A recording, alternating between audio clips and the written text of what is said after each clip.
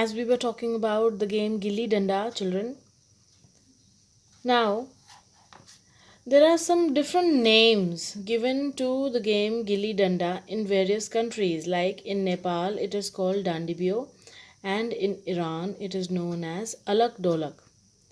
The next game we will be talking about here is Stapu, or we can also call it Kit Kit. This is a very famous game and it is a very ancient game which you and your mothers and your parents must have played in their times.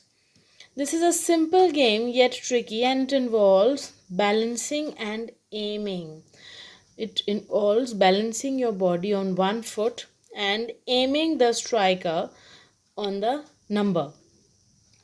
A numbered grid is drawn on the ground. A player has to toss a stone or a marker on a numbered square and hop on one leg from one end of the grid to the other and back again without losing balance. So, here it is involved to maintain your balance and your aim, your striking towards the number. This continues till the player reaches the last square, and thus the player wins the game. This game is also known as hopscotch in England and escargot in France. Now, one more indoor game we can talk about is chess. This game does not really involve the physical movement, but it involves the mind, the strategies of the mind, the strategies of a sharp mind. Today, India prides itself on the feats of former world chess champion Vishwanathan Anand and the Grandmaster Konero Hampi. Now, India is known to have given birth to this game of chess. That is, chess was originally in India. Incidentally, the pride also lies in the fact that the game is said to have originated in India. Ancient texts like Ramayana and Mahabharata call the game Chaturanga. Now, the name in the ancient epics was called as Chaturanga.